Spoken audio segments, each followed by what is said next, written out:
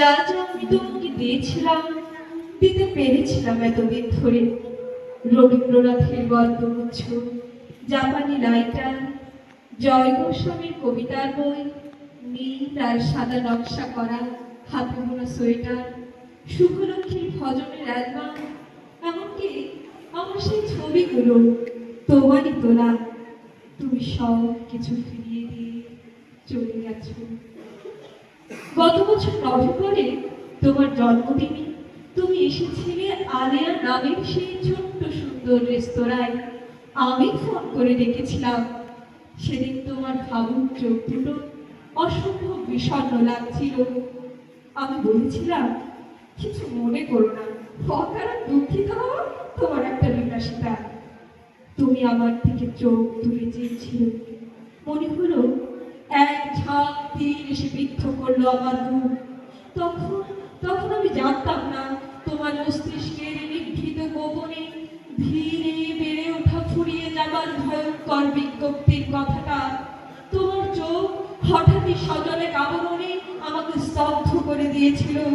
তুমি বলেছিলে, আর কখনো বলো না এমন, এমন নির্মম উপহাস তোমার মুখে মানায় না মেঘমালা। আমি লজ্জিত হয়ে মাথা নিচু করেছিলাম।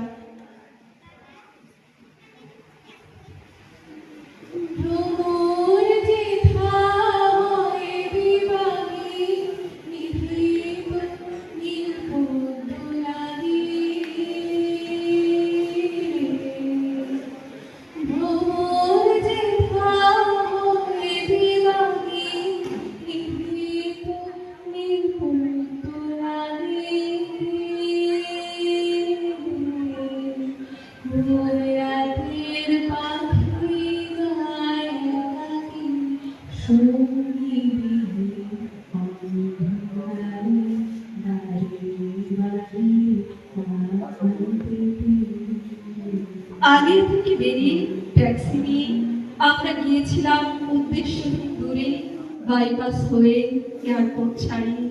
তুমি নিঃশব্দে আমার হাত টেনে নিয়েছিলে নিজের মুঠোর মধ্যে। বলেছিলেন, মেঘমালা, দুঃখ আমার সহজাত, কষ্ট আমার সহদর। আমি তো তোমার কোনো ক্ষতি করি না, আমাকে একটু আশ্রয় দেবে। বড় তীব্র রক্তক্ষরণ আমার মাথায়, আমাকে একটু মাথা রাখতে দেবে তোমার বুকে। আমি তোমার হাত নিবিড় করে ধরেছিলাম, কিন্তু যন্ত্রণাপৃষ্ট মাথাটিকে পারিনি বুকে টেনে নিতে। কারণ কারণ আমার সামনে ট্যাক্সি চালক অথবা আমাদের সমাজ। গতবার সেই জন্মদিনের বিকেলে তোমাকে দিয়েছিলাম ধবধবের সাথে সিল্কের পাঞ্জাবি, যা তোমাকে মানাতো দারুণ। তুমি ফিরিয়ে দিয়ে গেছো সেটাও। আজ নভেম্বরের 28, কাল 29 তোমার জন্মদিন। কাল তোমার সঙ্গে আমার দেখা হবে না কবি। সমস্ত পৃথিবী তোল পার করে ফেললেও তোমার মেঘমালা কাল কিছুতেই দেখতে পাবে না সেই অবিন্যস্ত চুল, উদাস চোখ, বিষণ্ণ হাসি। কাল তোমার জন্মদিন।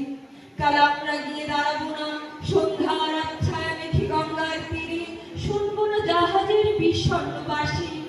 তুমি আমার চোখের দিকে চেয়ে থাকবে না অপলক, বলবে না, এমন অলৌকিক মোহিনী চোখ তুমি কোথায় পেলে মেঘমালা।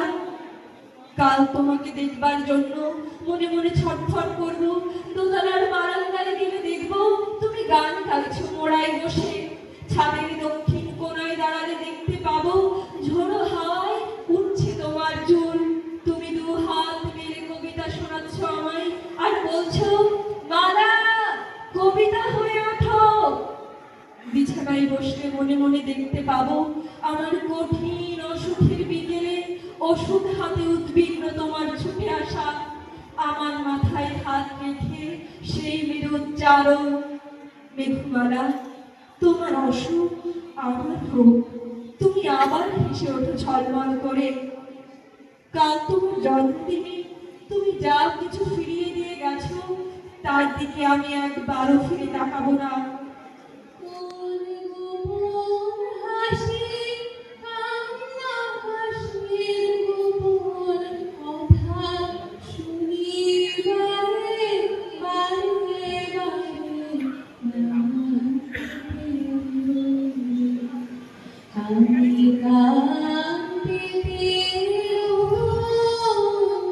কাল বারান্দায় ঝোলা শূন্য খাঁচাটার সামনে গিয়ে একা দাঁড়াবো, আকাশের দিকে একটু চোখ তুলে দরজায় চোখ রাখবো। বাগানের দরজাটা ঠেলে বরাবরের মতো কাল আর আসবে না তুমি। তবু আমি চেয়ে থাকবো, জানি তুমি আসবে না। তবু আমি দু হাত বাড়িয়ে থাকবো, ভীষণ যন্ত্রণায় ছটফট করতে থাকা মাথাটিকে এই বুকে টেনে নেব বলে। হে আমার যন্ত্রণার কবি, কাল আসবে না, সত্যি আসবে না।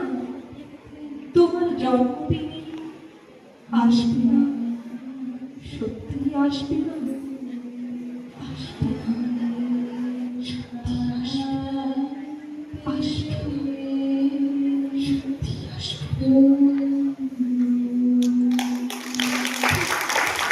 ধন্যবাদ অঙ্কিতা বিশ্বাস সিআরপি।